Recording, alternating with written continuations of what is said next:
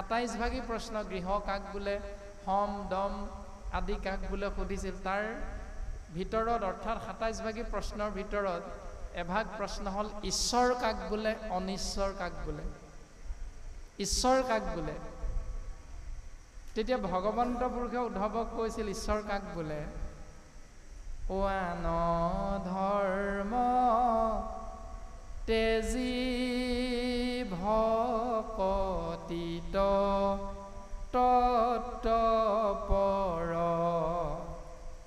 জানিবা উদ্ধৱ সখী সেহি ঈশ্বৰ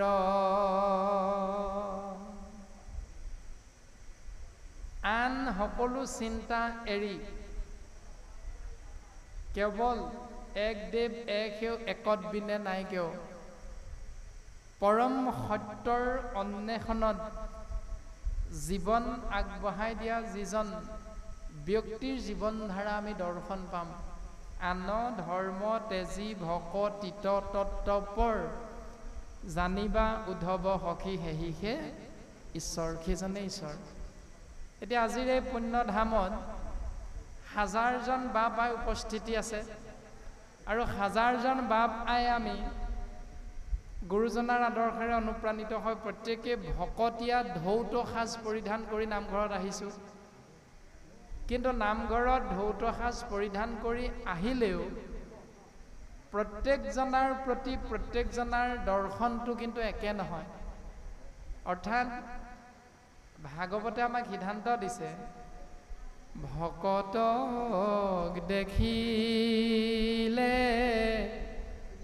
আদৰি আনিবা সাদৰি ধৰাখন দিবা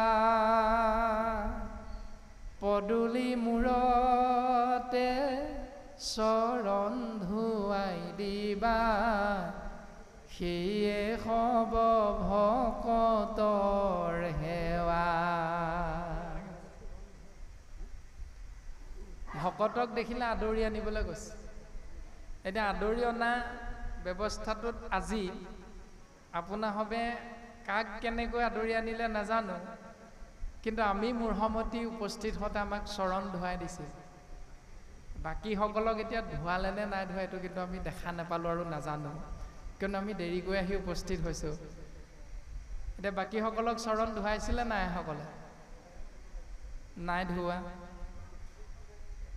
এই যিটো দৰ্শন কোৱা হৈছে আন ধৰ্ম তেজী ভকতিত তত্ত্বপৰ যিজনে আন সকলো চিন্তা অৰ্থাৎ মোৰ ধন মোৰ জন মোৰ মাটি মোৰ বাৰী মোৰ গাড়ী মোৰ ল'ৰা মোৰ ছোৱালী মোৰ পত্নী আদি যিমানবিলাক বিষয় বাসনা বস্তু চিন্তা ত্যাগ কৰি কেৱল ঈশ্বৰ উপাসনাৰ কথাত অতিকে গুৰুত্ব আৰোপ কৰে সেইজনক ভাগৱতত ভগৱন্ত পুৰুষে নিজ মুখে চিনাকি কৰি দিছে উদ্ধৱৰ আগত জান সকলো চিন্তা ত্যাগ কৰি ভক্তিত যিজন গদগদ হৈ থাকে তত্ত্বপৰ হ'বলৈ চেষ্টা কৰে জানিবা উদ্ধৱ সখী সেহিহে ঈশ্বৰ তেওঁকে ঈশ্বৰ বুলি মান্যতা প্ৰদান কৰিবা যিধৰণে সত্তাধিকাৰসকল সমস্ত চিন্তা এৰি কামনা বাসনা এৰি কেৱল ঈশ্বৰ চিন্তাৰ মাজেৰে জীৱন আগবঢ়াই দিয়ে গতিকে ৰাস্তাই ঘাটে গাঁৱে ভূঞে হাজাৰজনে ধুতি পঞ্জাবী পিন্ধি ঘূৰি ফুৰিলেও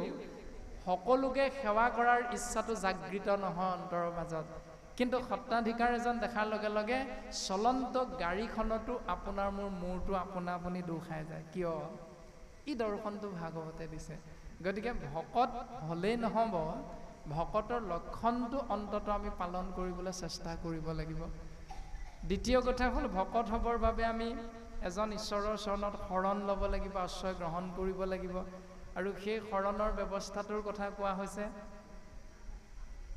এই ৰাম হৰিত শৰণ লয়াজি তুজন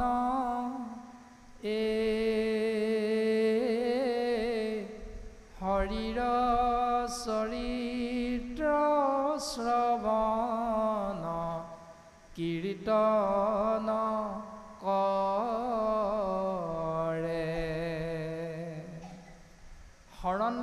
হৰিত এতিয়া আমাৰ প্ৰায় সমাজ ব্যৱস্থাৰ বাপাইসকলৰ মাজত শৰণ বুলি কোৱাৰ লগে লগে যদি কোনোবাই প্ৰশ্ন কৰে বোলে আই শৰণ গ্ৰহণ কৰা হ'লনে, বোলে বা শৰণ বস্তুভাগ ভজন বস্তুভাগ লোৱা হ'লনে, এনেকৈ যদি এজনে অন্যজনক সোধা যায় তেতিয়াহ'লে আমাৰ উত্তৰবিলাক বিভিন্ন ধৰণৰ হয়।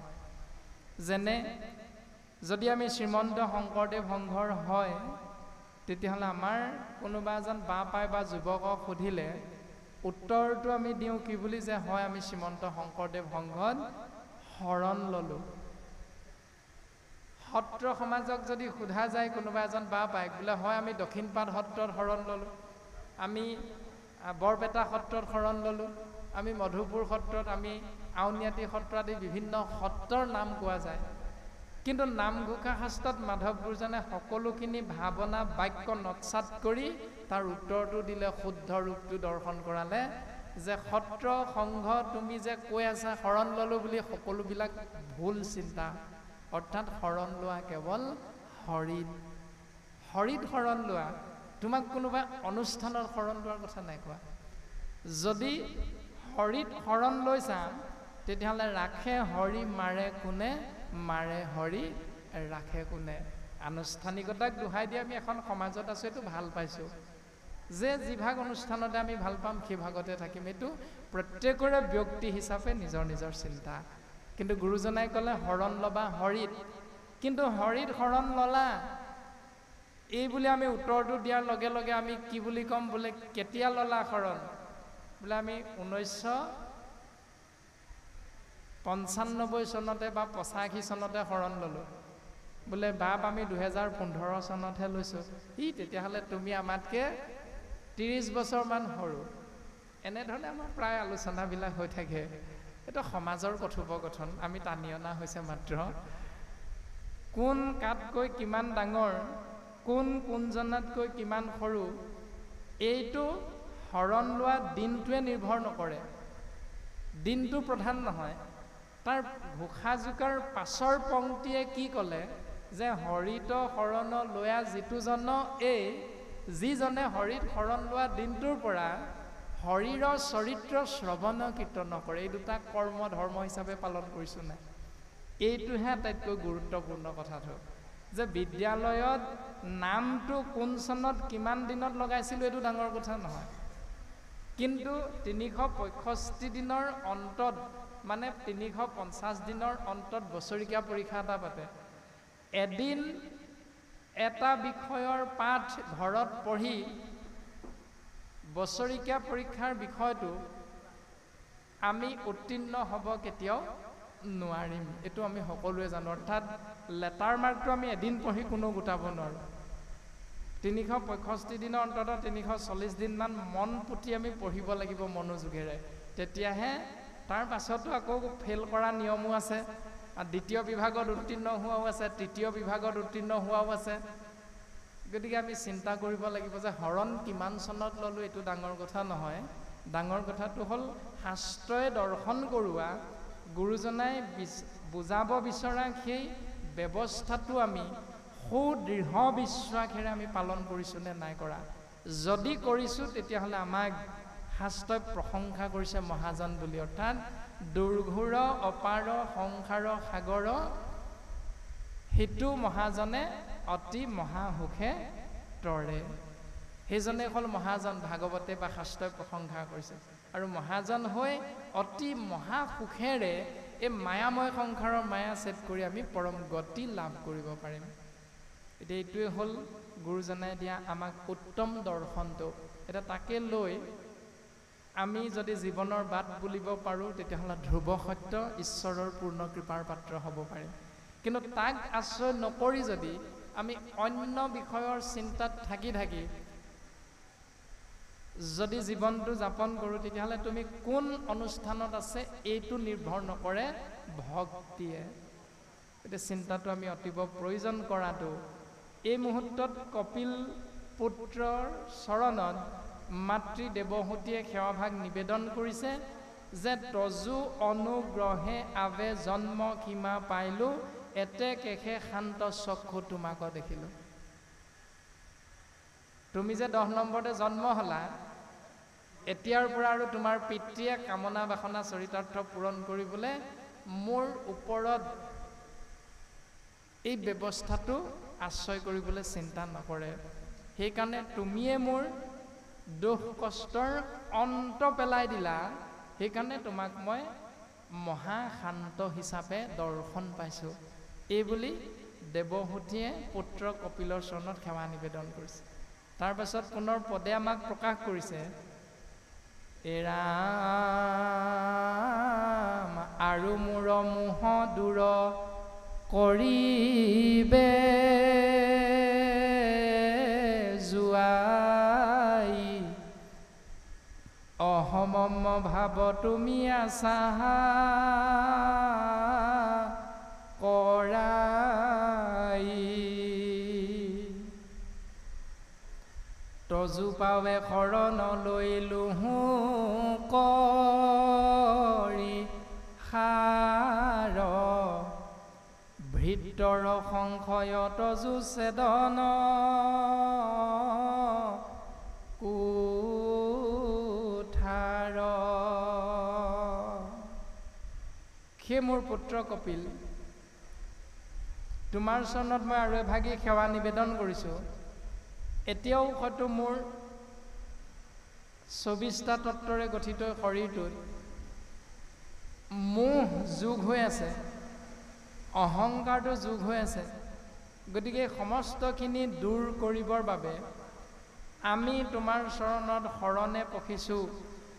গতিকে আমি হেন ভৃত্যক, আমি হেন দাসক, আমি হেন সেৱকক তুমি উদ্ধাৰ কৰা প্ৰভু।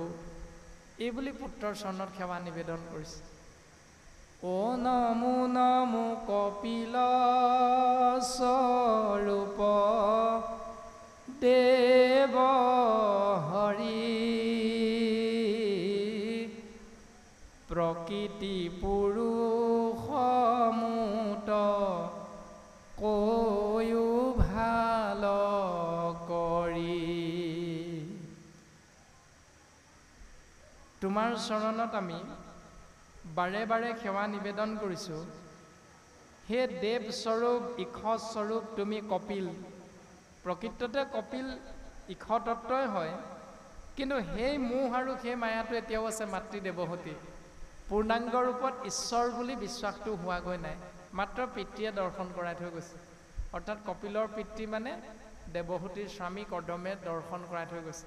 এজন তোমাৰ গৰ্ভত যে 10 নম্বৰতে জন্ম হ'ল, এওঁ সাধাৰণ পুৰুষ নহয়, এওঁ ঈশ্বৰ সদৃশ পুৰুষ। গতিকে তোমাৰ মনৰ সমস্ত সংশয় এওঁ দূৰ কৰি দিব। তুমি চিন্তা নকৰাকৈ তেওঁৰ চৰণত তোমাৰ মনৰ ভাৱনা প্ৰকাশ কৰিবা। আৰু সেইকাৰণে মাতৃ দেৱহূতিয়ে প্ৰকাশ কৰিছে যে নমো নমো কপিল স্বৰূপ দেৱ হৰি, কপিল ৰূপত তুমিয়ে দেৱ হৰি। তোমাৰ চৰণত আমি সেৱা নিবেদন কৰিছোঁ। প্ৰকৃতি মানে কি, পুৰুষ মানে কি, এই সমস্তখিনি কথা মুত কৈও ভাল কৰি তুমি মোক ভালকৈ বুজাই দিয়াচোন মোৰ পুত্ৰ। এইবুলি সেৱাভাগ নিবেদন কৰিছে।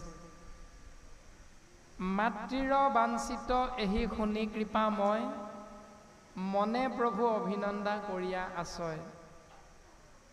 মাতৃ দেৱহূতিৰ এই ইচ্ছা জানিব পাৰি পুত্ৰ কপিল প্ৰভুৱে মনত অপাৰ আনন্দ লাভ কৰিছে আৰু মাতৃক প্ৰশংসা কৰিছে।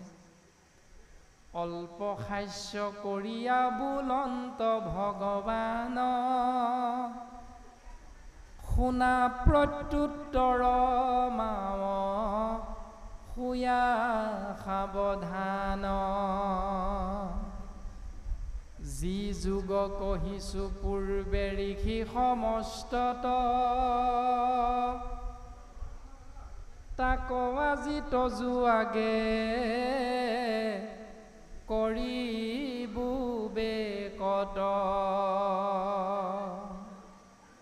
সি যুগ অধীন চিত্ত সংযমৰ জ্ঞান, চিত্তে খেজি বৰ বন্ধ মুখ্যৰ নিদান। এক মৃদু হাঁহি মাৰি কপিল প্ৰভুৱে মাতৃ দেৱহূতিৰ প্ৰশ্নৰ উত্তৰ দিবলৈ আগবাঢ়িছে।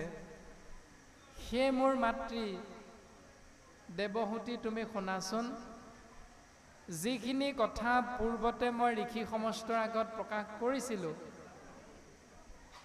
সেই সমস্তখিনি আজি তোমাৰ আগত আমি বেকত কৰিম। সেই যুগ অধীন চিত্ত সংযমৰ জ্ঞান,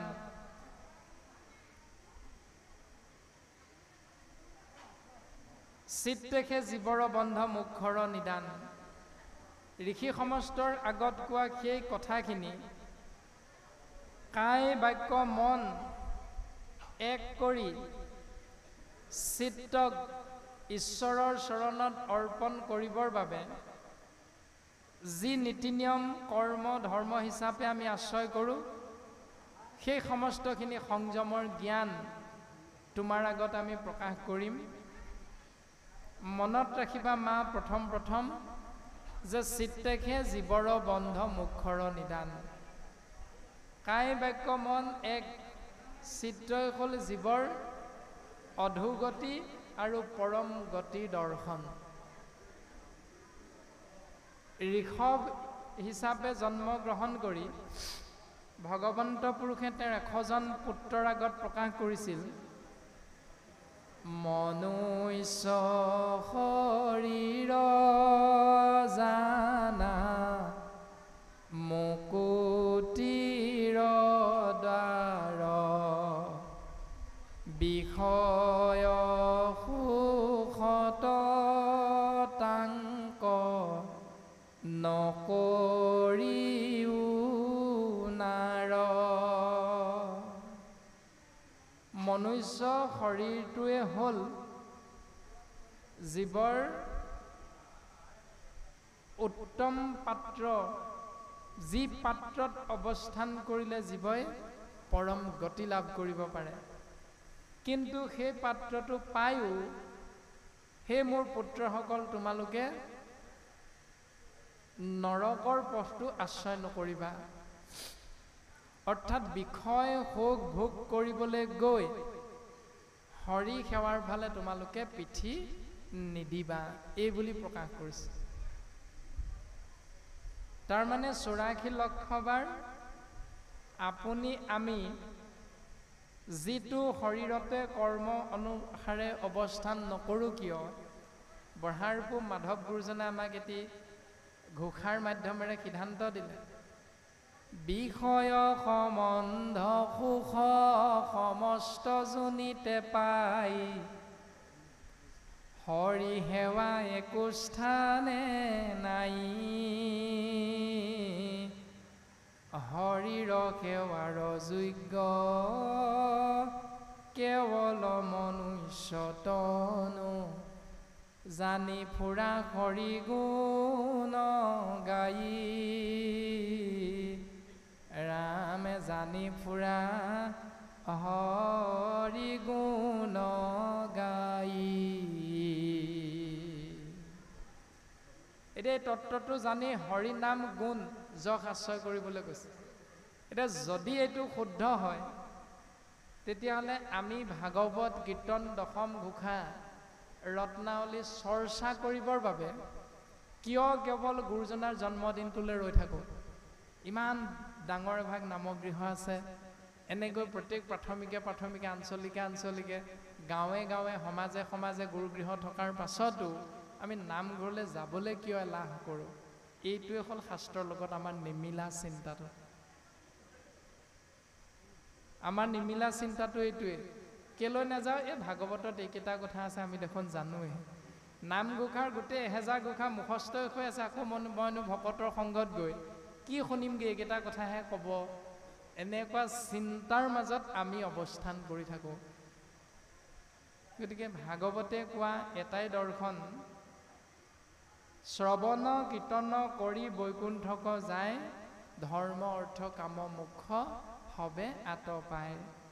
যে গোবিন্দ মহাপ্ৰভুৰ নিৰ্গুণ নাম আশ্ৰয় কৰিবৰ বাবে যিহেতু আমি তেৰাৰে কৃপাত ধন্য ধন্য কলিকাল, ধন্য নৰ তনুভাল, ধন্য ধন্য ভাৰত বৰিষে, এই 3 সংযোগ আমি লাভ কৰিব পাৰিছোঁ। গতিকে চতুৰ্থভাগী সংযোগ তেওঁৰ নাম আশ্ৰয় কৰি জীৱন ধন্য কৰিম বুলিয়েতো আমি আঞ্চলিক প্ৰাথমিকৰ সমস্ত জনা বা পায় আমি গুৰুগৃহভাগ নিৰ্মাণ কৰিছোঁ। যিহেতু মনুষ্য শৰীৰটোত আমি আত্মাতত্ব প্ৰৱেশ নকৰালৈকে 84 লক্ষবাৰ বিভিন্ন যোনিত আমি জন্মগ্ৰহণ কৰিব লাগিব। কিন্তু সেই জন্মগ্ৰহণ কৰা সেই লাভ কৰা শৰীৰবিলাকত মাধৱ গুৰুজনাই সিদ্ধান্ত দিলে হৰি সেৱা একো স্থানে নাই। হৰিক সেৱা কৰি জীৱন ধন্য কৰাৰ পাত্ৰ বাকী এটাও হ'ব নোৱাৰে। কেৱল উত্তম পাত্ৰ হ'ল মনুষ্য শৰীৰ। গতিকে মনুষ্য শৰীৰটো পাই আমি তাক বিষয় সুখভোগৰ প্ৰতি আকৃষ্ট নহৈ গুৰুজনাৰ আদৰ্শেৰে অনুপ্ৰাণিত শুদ্ধ সত্য ৰূপটো আমি শুদ্ধ সত্য ৰূপত পালন কৰিবলৈ অন্ততঃ চেষ্টা কৰাটো ভাল। বিষয় আসক্ত ভৈলে আতিবদ্ধ হৈ মন শুদ্ধ সেতু ভক্তি বিনে আন নাই। অৰ্থাৎ মনুষ্য শৰীৰটোৱে হ'ল মুকুতিৰ পাত্ৰ, মনুষ্য শৰীৰটোৱে হ'ল বন্ধনৰো পাত্ৰ। তুমি কোনটো বিচাৰা তোমাৰ নিজৰ কথা। যদি বিষয় সুখত গুৰুত্ব দিয়া তেতিয়াহ'লে বান্ধ খাই খাই গৈ থাকিবা, আৰু যদি মুকুতিৰ অৰ্থে চিন্তা কৰা তেতিয়াহ'লে ঈশ্বৰ সেৱাৰ মাধ্যমেৰে জীৱন আগবঢ়াই নিবলৈ চেষ্টা কৰিবা। বিষয় আসক্ত হৈলে আতিবদ্ধ হৈ মানে বন্ধনৰ মাজত থাকিবা, আৰু বন্ধনৰ পৰা মুকলি হোৱাৰ একমাত্ৰ পথটো হ'ল ঈশ্বৰ চিন্তা কৰা। এতিয়া ঈশ্বৰ চিন্তা কৰিবলৈ আমি কাক আশ্ৰয় কৰিম? 24টা তত্ত্বৰে গঠিত শৰীৰটোৰ ভিতৰত 11 নম্বৰ এটা ইন্দ্ৰিয় আছে, তাৰ নাম হ'ল মন। মন শুদ্ধি আদি কৰি যতেক আশ্ৰয় সৎ সংগ সবাৰে মূল জানিবা নিশ্চয়। এতিয়া মন শুদ্ধ সেইটো ভক্তি বিনা আন নাই। আমি ভক্তি কৰিলে ঈশ্বৰৰ কৃপা পাম, কিন্তু ভক্তি কৰিবলৈ মনটো শুদ্ধ হ'ব লাগিব। এতিয়া মনটো শুদ্ধ কৰাৰ উপায়টো কি? মাধৱ গুৰুজনাই নামঘোষা শাস্ত্ৰত কৈছে, অব্যক্ত ঈশ্বৰ হৰি কিমতে পুজিবা তাংক ব্যাপকত কিবা বিসৰ্জন এটাৱন্ত মূৰ্তি শূন্য কেন মতে চিন্তিবাহা ৰাম বুলি শুদ্ধ কৰা মন।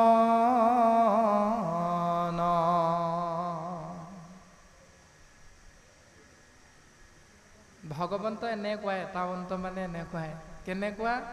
যিসকলে আছে বুলি আমি চিঞৰি আছোঁ মাইক্ৰফোনত, বোলে দেখুৱাই দিয়াচোন ক'ত আছে। পাৰিমনে দেখুৱাই দিব? নোৱাৰোঁ। যিসকলে নাই বুলি কৈছে তেওঁলোকেও অস্বীকাৰ কৰিব নোৱাৰে ভগৱন্ত নাই বুলি। গতিকে ঐতাৱন্ত মূৰ্তি শূন্য অৰ্থাৎ ভগৱন্ত এনেকুৱাই, আছে বুলি কোৱাসকলে দেখুৱাই দিব নোৱাৰে, নাই বুলি কোৱাসকলে অস্বীকাৰ কৰিব নোৱাৰে। এনেকুৱা মূৰ্তি শূন্য কেনমতে চিন্তিবাহা, তেওঁ কেনেকৈ চিন্তা কৰিবা? চিন্তা কৰাৰ উপায়টো হ'ল ৰাম বুলি শুদ্ধ কৰা মন। মনটো শুদ্ধ কৰা, তেতিয়া চিন্তা কৰিব পাৰিবা। আৰু মনটো শুদ্ধ কৰাৰ উপায়টো হ'ল ৰাম। এতিয়া ৰাম শব্দৰ ৰা পদ ভৈল প্ৰচণ্ড বহনি নিশ্চয় ম বায়ু সমে অধৰ্ম অৰণ্য দহিয়া ভস্ম কৰয় কু কথা পাখণ্ড সম্বাদ বিবাদ পৰ্বত আতি নিষ্ঠুৰ ৰাম কৃষ্ণ নাম বৰ্জক প্ৰহাৰী তাংক কৰা মখি মোৰ।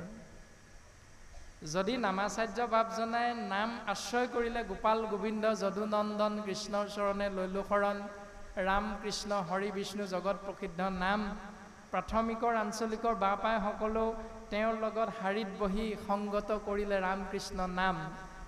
তাৰ পাছত আমাৰ প্ৰাথমিকবিলাকত কুৰ্চুত কপটতাখিনি কিয় থাকে সেইটোহে আজিলৈকে আমি বুজিব পৰা নাই। আমাৰ ভকতসকলৰ মাজত বাপাইসকলৰ মাজত খেলি মেলিখিনি কিয় থাকে? যদি শাস্ত্ৰই কৈছে ৰাম বুলিলে শুদ্ধ হৈ যায় মন, তেতিয়াহ'লে আমুকক নিমন্ত্ৰণ কৰিলে আমি যাব নোৱাৰোঁ। বোলে কেলে তেওঁক এৰি থোৱা হৈছে? কেলে তেওঁক এৰি থোৱা হৈছে? বোলে তেওঁ আমুকৰ ঘৰত সিদ্ধান্ত গ্ৰহণ কৰিছে। চাই থাকিবলৈ তোমাকনো ঠিকাটো কোনে দিলে? তোমাক মোকতো চাই থাকিবলৈ ঠিকা নাই দিয়া প্ৰাথমিকৰ বাপে ঠিকা দি থৈছে নি আমাক তেওঁ কাৰ ঘৰলৈ গৈছে কেলে গৈছে কি কৰিছে সেইটো তেওঁৰ নিজৰ বিষয়বস্তু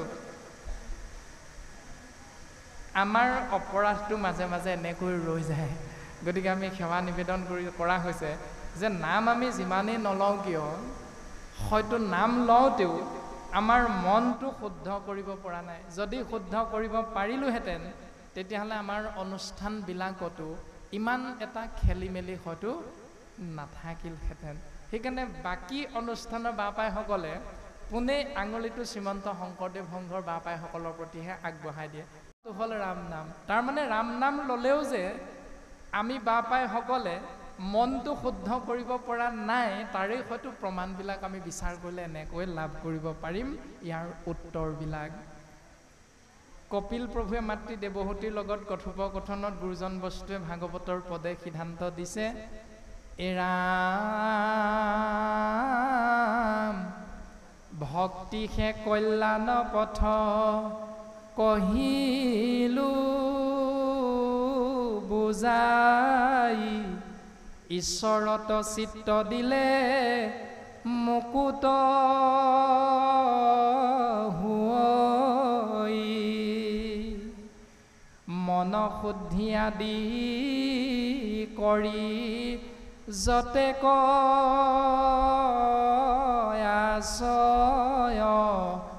সৎসংগ সবাৰে মূল জানিবা নিশ্চয়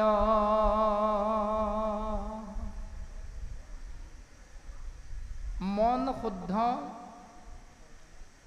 ধৰি যিমানবিলাক কৰ্মৰ শুদ্ধ ৰূপটো আমি জানিব বিচাৰিম তেতিয়াহ'লে তাৰ মূল দৰ্শনটো হ'ল সৎসংগ সাধু সংগ মহন্ত ভকতৰ সংগ আৰু আমি যদি ভকতৰ সংগলৈ গৈ ৰাম নাম কৃষ্ণ নাম আশ্ৰয় কৰাৰ দুদিনৰ পাছত প্ৰাথমিকখনত যদি দুভাগ হ'ব লগা হয় তেতিয়াহ'লে আমি শুদ্ধ ৰূপটো পালোঁ নে নাপালোঁ এইটো কিন্তু আমাৰ চিন্তনীয় বিষয় হৈ পৰিছে এৰামে জীৱৰ দুৰ্ভেদ্য পাশ সংগ কহয় কিন্তু দুৰ্জনৰ সংগ এৰিবে লাগয় জীৱৰ দুৰ্ভেদ্য পাশ সংগক কহয় অৰ্থাৎ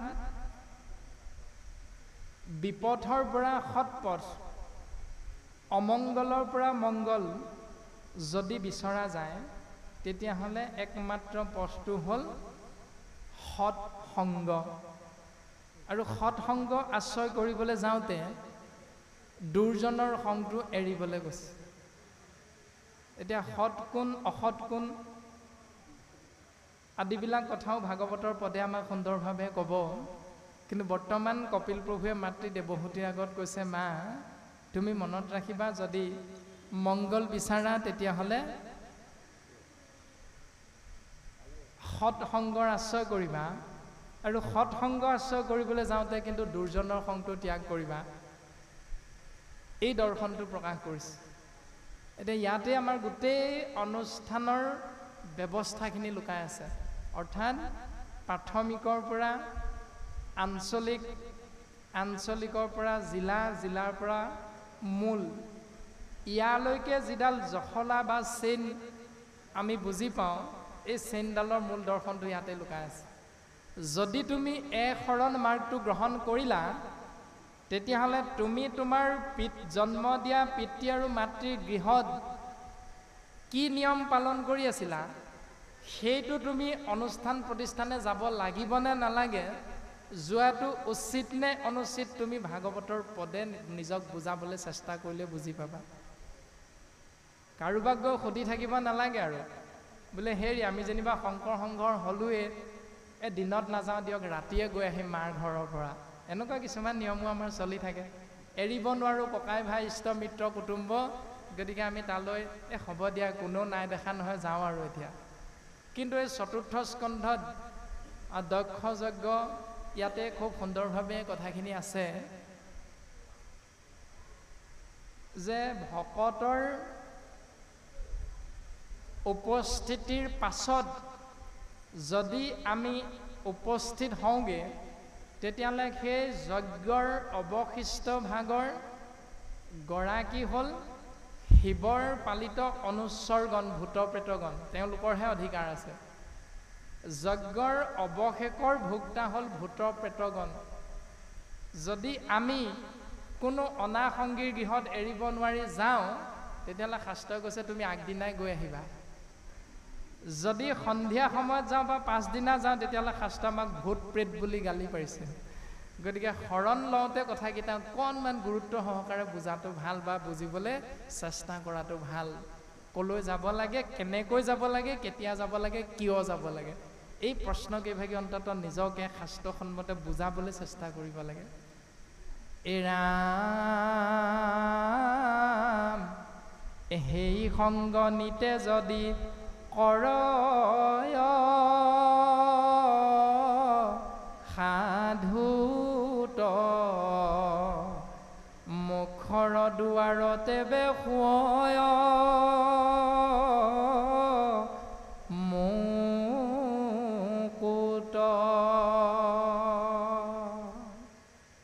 দুৰ্জনৰ সংগ ত্যাগ কৰিবা। এতিয়া দুৰ্জনৰ সংগ ত্যাগ কৰাটো সময়খিনি বাচি যাব, কি কৰিম এতিয়া? সেই সময়খিনি সৎ সংগক আশ্ৰয় কৰিবলৈ কৈ আছে। তুমি দুভাগ কৰিলে জীৱনৰ, এটা ভাগক সৎসংগ আশ্ৰয় কৰিছা, এটা সময় দুৰ্জনৰ সংগ লৈছা। কিন্তু সৎসংগ আশ্ৰয় কৰিবলৈ দুৰ্জনৰ সংগ ত্যাগ কৰিবা। দুৰ্জনৰ সংগ ত্যাগ কৰোঁতে সেইখিনি সময় কি কৰিম? এই সৎসংগ আশ্ৰয় কৰাৰ লগতে তুমি যোগ কৰি থবা, অৰ্থাৎ কায় বাক্য মন একচিতে প্ৰত্যেকটো মুহূৰ্ত নিৰন্তৰে নিৰবিচ্ছিন্নভাৱে দুৰ্জনৰ বিপৰীতে সাধু সংগকে আশ্ৰয় কৰিবলৈ চেষ্টা কৰিবা। তেতিয়াহে মুখৰ দুৱাৰত এবে শুয় মুকুট। আমি গুৰুজনাৰ জন্মোৎসৱ ভাগি পালন কৰিছোঁ নাই এইটো ডাঙৰ কথা নহয়। বছৰে বছৰে পালন কৰিছোঁ নে নাই কৰা এইটো ডাঙৰ কথা নহয়।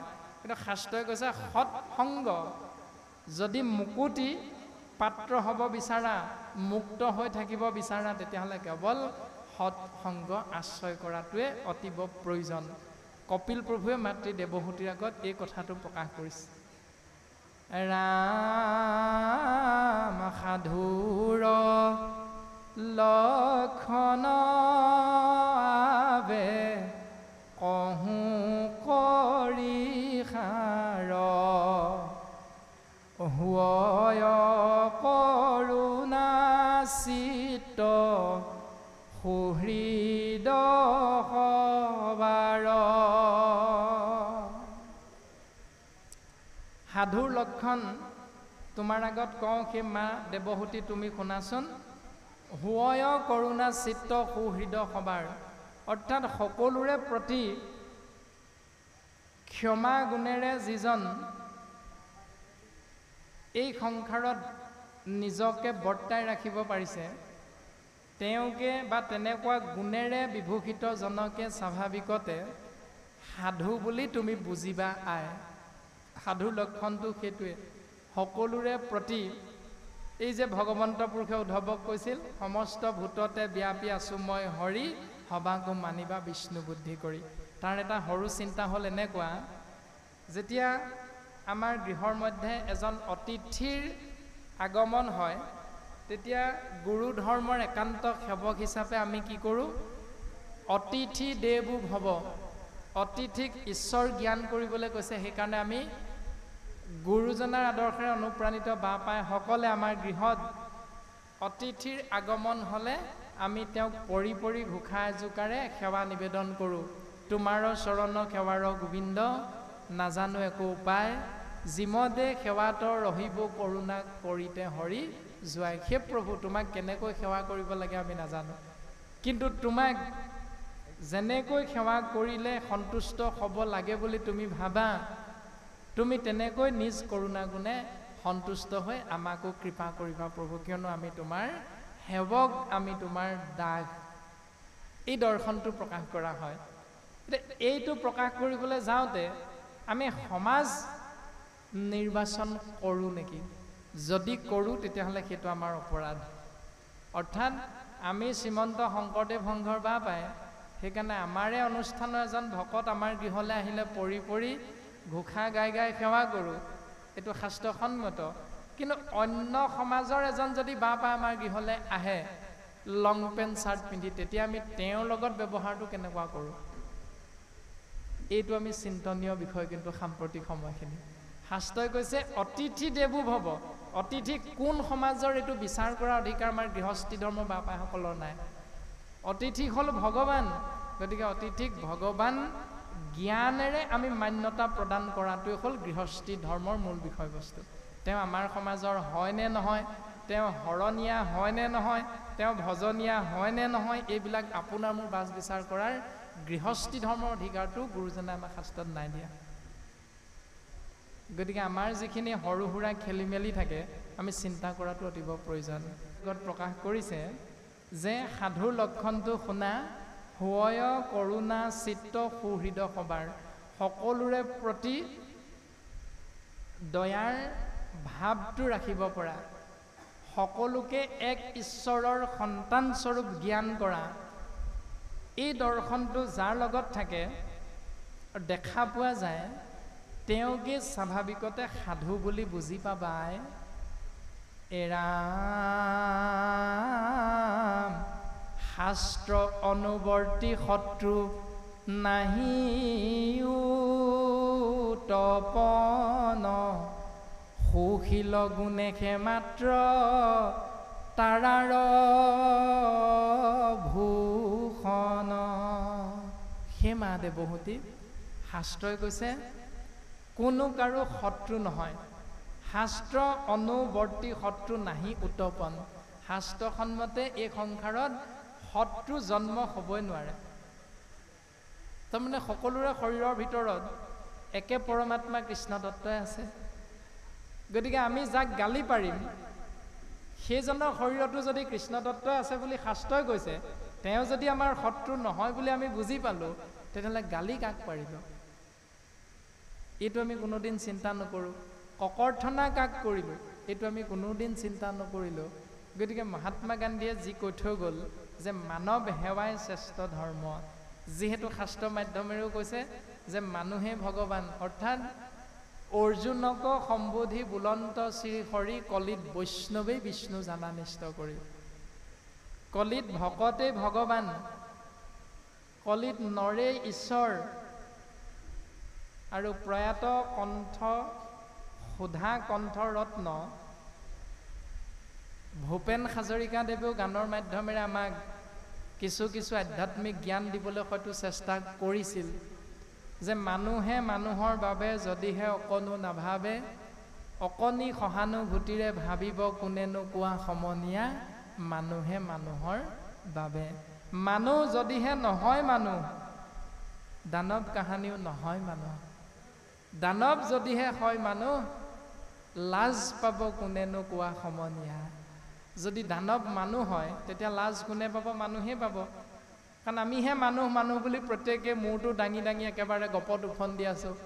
আমাতকৈ জনা কোনো নাই, আমাতকৈ শ্ৰেষ্ঠ কোনো নাই, আমাৰ নিয়মটোৱে শুদ্ধ বুলি আমিহে মূৰটো দাঙি দাঙি কৈ আছোঁ। কিন্তু বাকীসকলেতো ক'ব লাগিব আমাৰ নিয়মটো শুদ্ধ বুলি। যদি বাকীসকলে কয় আমাৰ নিয়মটো ভুল হৈছে, তেতিয়াহ'লে আমি এবাৰ হ'লেও চিন্তা কৰাটো অতিব প্ৰয়োজন। চিন্তা নকৰি যদি তুমি ক'লেই হ'বনি আমাৰটো ভুল বুলি, এনেকৈ যদি কথাটো উফৰাই দিওঁ, তেতিয়াহ'লে আমি মানুহৰ শাৰীত কেতিয়াও নপৰিম। কাৰণ মা মানে হ'ল মানৱতা, ন মানে হ'ল নম্ৰতা, স মানে হ'ল সহনশীলতা। এই মানৱতা, নম্ৰতা, সহনশীলতা যদি আমাৰ লগত নাথাকে, তেতিয়াহ'লে আমি মানুহ হৈও দানৱৰ শাৰীলৈ আমি অৱনমিত হ'ব লগা হ'ব। আৰু তেতিয়া দানৱ বুলি ভবাসকলে যেতিয়া সেই নিয়মটো পালন কৰি দিব, মানৱতা, সহনশীলতা, নম্ৰতা গুণেৰে যেতিয়া তেওঁলোকক আমি বিভূষিত হোৱা দেখা পাম, তেতিয়া লাজ পাব কোনেনো কোৱা সমনীয়া। তেতিয়া কোনে লাজ পাব? যিসকলে আমি মানুহ বুলি কৈ ফিট মাৰি আছোঁ, সেইসকলে লাজ পাম। এই দৰ্শনটো ভাগৱতে দিছে। এৰাম মুহূৰ্তয়ে কানেত ভাবে, ভকতি কৰন্ত মুত প্ৰীতি অৰ্থে ভাৰ্যা পুত্ৰ এৰিলন্ত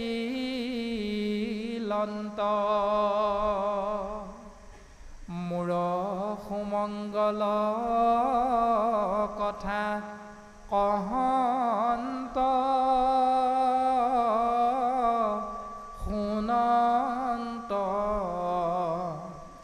মুত মন দিয়া হবে তাপয়ে ৰাৱন্ত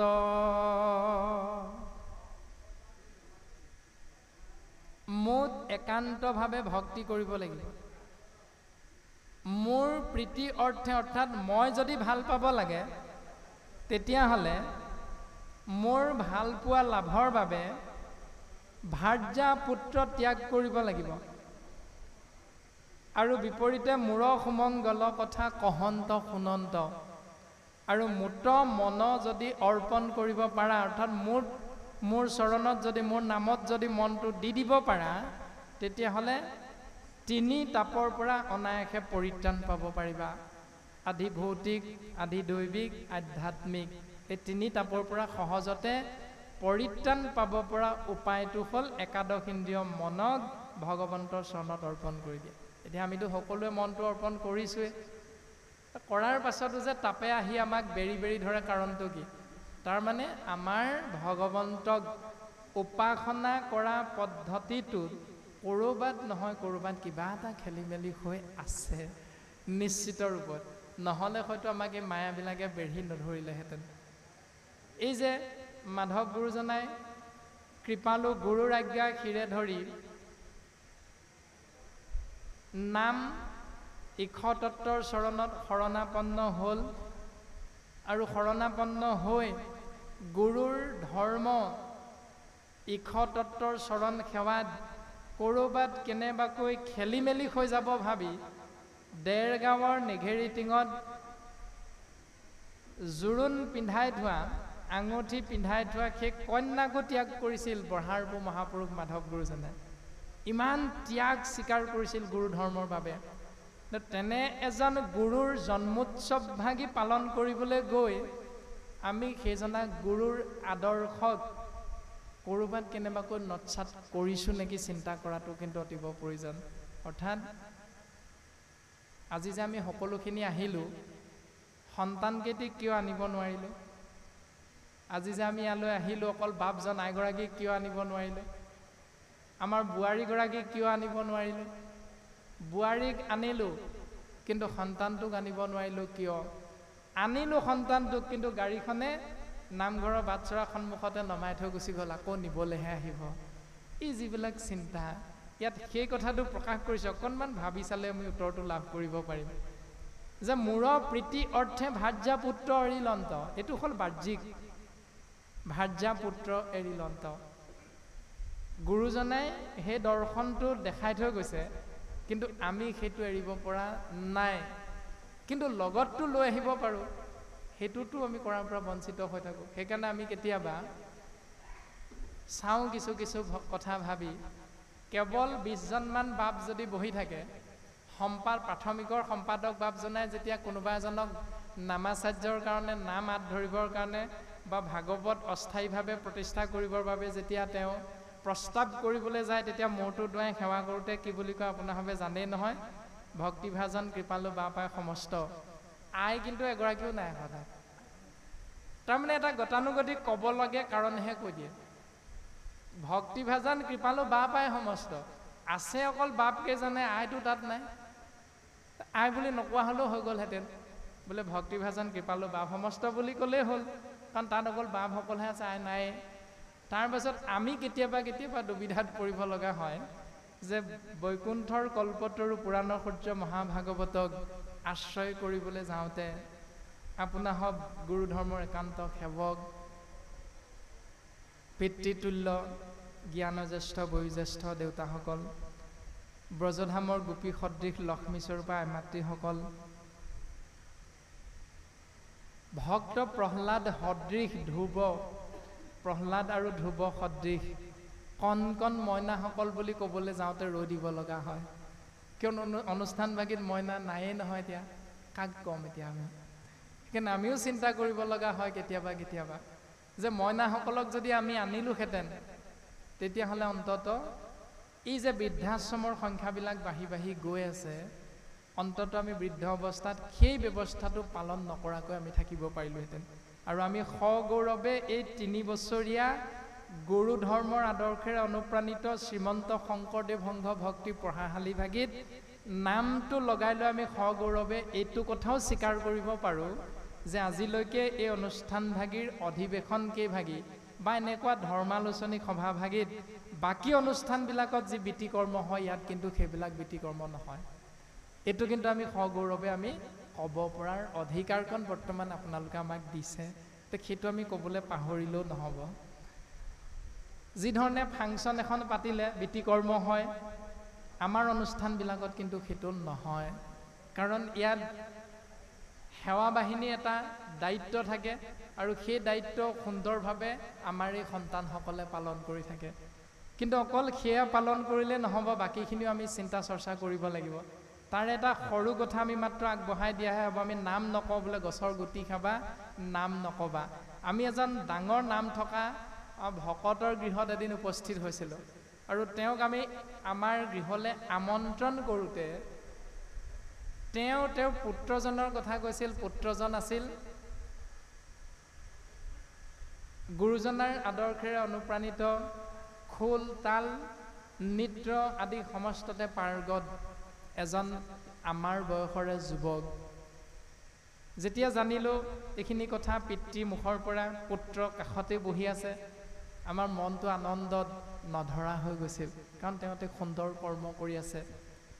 কিন্তু তাৰ পাছতে এষাৰ বাক্য কৈ দিলে যে আমাৰ এওঁ সংগী হিচাপে আমুকৰ লগত অনুষ্ঠানত গুৰুজনাৰ ভাওনা, গায়ন বায়ন, বৈঠকী আদি দোহাৰ যিটো ব্যৱস্থা এইটো তেওঁ আমুকৰ লগত থাকে, অৰ্থাৎ আমুকটো গ্ৰুপত থাকে। এই কথাটো যেতিয়া কৈ দিলে তেতিয়া আমি বুজিব পাৰিলোঁ কথাখিনি। অৰ্থাৎ যিজনৰ নামটো ক'লে গায়নজনৰ নাম, সেই গায়নজনে বিশ্বকৰ্মা পূজা, শিৱৰাত্ৰি আদি সমস্ততে ভাওনা কৰে আৰু শ্ৰীমন্ত শংকৰদেৱ সংঘৰ সেই ডাঙৰ ভকতজনৰ সন্তানজনেও তেওঁৰ লগত গৈ খোলবাদ্য সেই অনুষ্ঠানবিলাকতে পৰিৱেশন কৰে। গতিকে আমি কেনেধৰণে গুৰুজনাৰ আদৰ্শটো আশ্ৰয় কৰিছোঁ অন্ততঃ চিন্তা কৰাটো শাস্ত্ৰসন্মতে প্ৰয়োজন বুলি ভাবোঁ। বচনে কেৱল মাত্ৰ সৰিত শৰণ লয়, চিত্তে আন দেৱক ভজয়, জানি বাহা কদাচিত সিদ্ধি সিটো নলভ হয়, হৰি তাৰ সন্তোষ নহয়। গতিকে আমি ধৰ্ম অৰ্থ কাম মুখ্য বুলি অৰ্থ উপাৰ্জনৰ কাৰণে শাস্ত্ৰ পাঠ আৰু পৰ্যালোচনা কৰাটো যদি ব্যৱসায়িক ভিত্তিত লওঁ তেতিয়া কিন্তু অপৰাধ আছে। তাৰ পৰা যদি পৰিত্ৰাণ পাব বিচাৰোঁ তেতিয়াহ'লে আমি শাস্ত্ৰসন্মতে ভগৱন্তক ভাল পাবলৈ চেষ্টা কৰিব লাগিব। কেৱল আনুষ্ঠানিকতাৰ দোহাই দি ভগৱন্তৰ নাম ল'বলৈ গ'লে নহ'ব।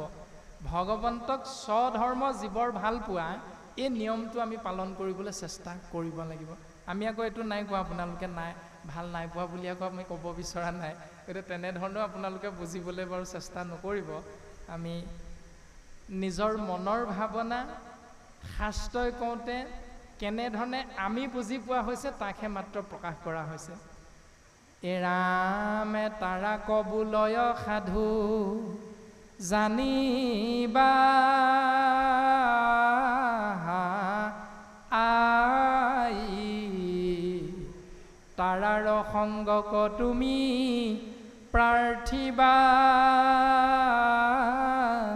সদায়। সেইজনকে সাধু বুলি তুমি মান্যতা প্ৰদান কৰিবা মা, আৰু তেওঁৰ সংগ পাবৰ বাবে তুমি সদায় প্ৰাৰ্থনা কৰিবা, মনেৰে ভাবি থাকিবা। এতিয়া এইটো আমিও ভাবি থাকোঁ, কাৰণ মাধৱ গুৰুজনাই এইটো দৰ্শন আমাক ঘোষা শাস্ত্ৰত দিছে। ভাগৱতত এই জোকা ঘোষাৰে কপিল প্ৰভুৱে মাতৃ দেৱসতীক বুজাব বিচাৰিছে যে তাহাক বুলয় সাধু জানিবাহা আই, তাৰাৰ সংগকত তুমি প্ৰাৰ্থিবা সদায়। তুমি সেইটো প্ৰাৰ্থনা কৰি থাকিবা যে তেওঁৰ সংগহে যাতে মই পাওঁ। এতিয়া সেইটো নিয়ম বাস্তৱত আমি পালন কৰোঁ। কেতিয়া? আজি অনুষ্ঠানৰ শেষত পালন কৰিম। কি বুলি ক'ম? কৃপাৰ সাগৰ দয়কী নন্দন পুৰিও মনৰ কাম ভকতৰ সংগ সদানো গুচুক মুখে তোৱা গুণ নাম কৃপাৰ সাগৰ দয়কী নন্দন পুৰিও মনৰ কাম মনৰ কামনাটো পূৰণ কৰিব পাৰিবা প্ৰভু তুমিহে তুমি কৃপাৰ সাগৰ তুমি দয়াৰ সাগৰ তুমি কৰুণাৰ সাগৰ তুমি দৈৱকী নন্দন কৃষ্ণ তোমাৰ চৰণত আমি শৰণে পকিছোঁ কামনাটো কি দুটা এটা নহয় কি কি ভকতৰ সংগ 1 নম্বৰ 2 নম্বৰতে মুখে তোৱা গুণ নাম তোমাৰ নামটো মুখৰ পৰা যাতে আঁতৰি নাযায় কোনোদিন মুখৰ পৰা তোমাৰ নামটো আঁতৰি নাযাবলে ভকতৰ সংগ পালেহে হ'ব আকৌ গতিকে এই দুটা কৃপা তুমি আমাক কৰিলে হ'ব এতিয়া এইটো আমি গাব লাগে কাৰণেহে গাওঁ নে ভকতৰ সংগ পালে আমি সদায় যাওঁ এতিয়া সেইটো চিন্তা কৰিব লাগে এতিয়া যিহেতু মাধৱ গুৰুজনাৰে জন্মোৎসৱ আৰু মাধৱ গুৰুজনাৰে ঘোষা খেজোকা গতিকে আমি যে কোৱা হৈছে শাস্ত্ৰসন্মতে কথাকেইটা যে মাধৱদেৱৰ জন্মোৎসৱ ভাগ পালন কৰিবলৈ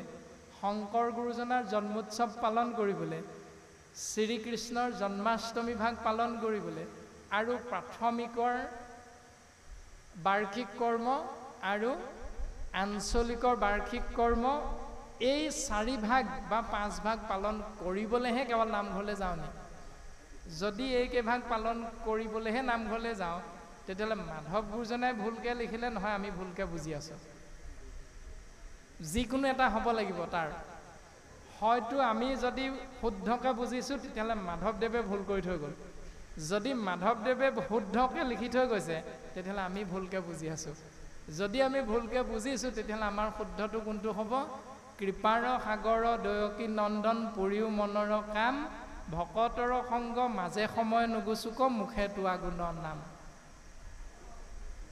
আমি আশ্ৰয় কৰিলে এনেকৈহে শুদ্ধ হ'ব য'ত নহ'লে মাধৱদেৱে ভুলকৈ লিখি থৈ গৈছে এইটোহে আমি মনৰ ভাৱনাটো প্ৰকাশ কৰা হৈছে গতিকে এনেকুৱা ভাৱনাক আশ্ৰয় নকৰি অন্তত ও মাধৱে বুলন্ত মোক কৃষ্ণ কৃষ্ণ কৃষ্ণ বুলি এদিন সোমৰে যিটো জন ক'লেনে এনেকৈ নাই কোৱা সদায় সোমৰে যিটো জন এই বুলি কৈছে ঘোষাত যে কৃষ্ণ কৃষ্ণ কৃষ্ণ বুলি সদায় যিজনে আশ্ৰয় কৰি থাকে জলহন্তে যেন পদ্ম নৰকৰ পৰা তাংক আপোনো উদ্ধাৰো ৰংগমন যেনেকৈ পানী বাঢ়ি অহাৰ লগে লগে বোকা আৰু পানীত জন্ম হোৱা পদুম ফুল পাহ পানী লগে লগে ওপৰলৈ বাঢ়ি বাঢ়ি আহি থাকে ঠিক তেনেকৈ কিবা প্ৰকাৰে অপৰাধ কৰ্মত জড়িত হৈ যদি নৰকত যাব লগা হৈছিল মোৰ নাম আশ্ৰয় কৰা ভকতজন সেৱকজন তেতিয়াহ'লে সেই সেৱকক নৰকৰ পৰা উদ্ধাৰ কৰিবলৈ মোৰ দূতকেইটাক মই পঠিয়াই নিদিওঁ স্বয়ং মই যাওঁ নৰকৰ পৰা তেওঁক আগবঢ়াই আনিবৰ বাবে গতিকে কৃষ্ণ নামৰ মহিমা ভকতৰ সংগ কিমান মহান ৰূপত গুৰুজনে আমাক দৰ্শন কৰাইছে তাক আমি অন্তৰাত্মাত শুদ্ধভাৱে হৃদয়ংগম কৰিবলৈ চেষ্টা কৰাটো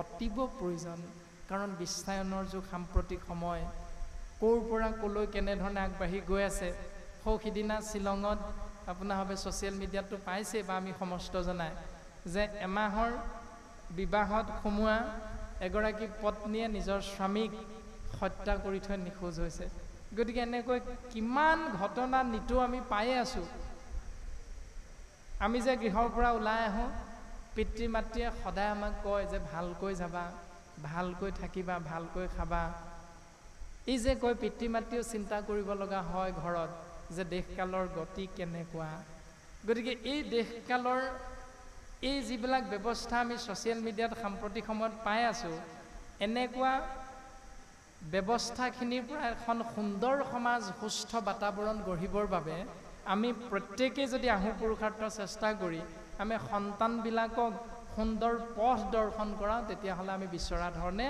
এখন সুন্দৰ সমাজ সুন্দৰ পৃথিৱী আমি গঢ়ি থৈ যাব পাৰিম। এই সম্ভৱ হ'ব কেৱল আধ্যাত্মিক গুৰুজনাৰ চিন্তা দৰ্শনৰ মাধ্যমেৰে। ইয়াৰ বিকল্প কিন্তু একো নাই। সেইকাৰণে আচাৰ্য বিনোৱাভাৱে দক্ষিণ ভাৰতৰ পৰা অসমলৈ আহি অসমত অসমীয়া ভাষা থলুৱা ভাষাক শিকি তেওঁ গুৰুজনাৰ নামঘোষা কীৰ্তন আদি গ্ৰন্থবিলাকক অধ্যয়ন কৰি হৃদয়ৰ অনুভৱ অসমীয়া জাতিৰ প্ৰতি আগবঢ়াই থৈ গৈছিল যে অসমত এনে দুজন ধৰ্মগুৰু আছে, যি দুজন ধৰ্মগুৰুৱে কীৰ্তন দশম ঘোষাৰ ৰত্নাৱলীৰ মাধ্যমেৰে হৰিধাৰী মনুষ্য নামৰ জ্ঞান আৰু বিবেকযুক্ত জীৱক ইমান সুন্দৰ আৰু সৎ আদৰ্শ দৰ্শন কৰাই থৈ গৈছে। অৰ্থাৎ শংকৰ মাধৱৰ আদৰ্শ যদি আশ্ৰয় নকৰে তেতিয়াহ'লে অসমীয়া জাতিক ধ্বংসৰ মুখৰ পৰা উদ্ধাৰ কৰিবৰ বাবে পৃথিৱীত দ্বিতীয় এটা শক্তি জন্ম নহ'ব বুলি কৈছে। যদি শংকৰ মাধৱৰ আদৰ্শৰ পৰা আমি ক্ষণ মাত্ৰ বিচলিত হওঁ। দ্বিতীয়তে কৈছে শংকৰ মাধৱৰ আদৰ্শেৰে অসমীয়া জাতি যিমান দিনলৈকে অনুপ্ৰাণিত হৈ থাকিব সিমান দিনলৈকে অসমীয়া জাতিক নিশ্চিহ্ন কৰিবৰ বাবে পৃথিৱীৰ এটা কোণতো এনেকুৱা এটা শক্তিশালী জাতিৰ জন্ম নহ'ব। সেইকাৰণে গুৰুজনাৰ ধৰ্ম আদৰ্শ ইমান উন্নত বুলি কোৱা হৈছে। অসমীয়া জাতিৰ আইসকলে পৰিধান কৰা বস্ত্ৰ গুৰুজনাৰ শাস্ত্ৰসন্মত আদৰ্শ, কৰ্ম সংস্কৃতি সুন্দৰভাৱে আমাক দি থৈ গৈছে। এই যে আমাক গামোচা বস্ত্ৰভাগ আপোনাৰভাৱে সন্মান সূচক ব্যৱস্থাৰ মাধ্যমেৰে আমাক গলত আঁৰি দিছিল। গতিকে এই গামোচা নামৰ বস্ত্ৰভাগী শ্ৰীমন্ত শংকৰদেৱ সংগত গুৰুজনাৰ আদৰ্শেৰে অনুপ্ৰাণিত। অৰ্থাৎ কোনোবা এগৰাকী আয়ে তাঁতশালত বৈ এই গামোচা ভাগ ভকতৰ বাবে আগবঢ়াই দিয়া যায়। কিন্তু কিমান দূৰলৈকে আমি পালন কৰিব পাৰিছোঁ এইটো কিন্তু সাম্প্ৰতিক সময়ত চিন্তাৰ বিষয় হৈ পৰিছে। কিয়নো আমি অসমৰ বিভিন্ন স্থানত আপোনাসৱৰ আজ্ঞা আশীৰ্বাদ পুষ্ট হৈ ঘূৰি ফুৰোঁতে আমি দেখা যায় দুইফালে ফুল থকা দুখন এনেকুৱা গামোচা আমাক দিয়া যায়। এতিয়া উপায় নাই, আমিও তেনেকৈ ল'ব লগা হয়। আৰু যিহেতু প্ৰত্যেক দিনাই দিনে ৰাতিয়ে অনুষ্ঠান কৰিব লগা হয়, গতিকে অনুষ্ঠান দিনে ৰাতিয়ে কৰিবলৈ যাওঁতে মাজে মাজে কেতিয়াবা আমি তেনেকুৱা গামোচাও গলত পৰিধান কৰিব লগা হয়।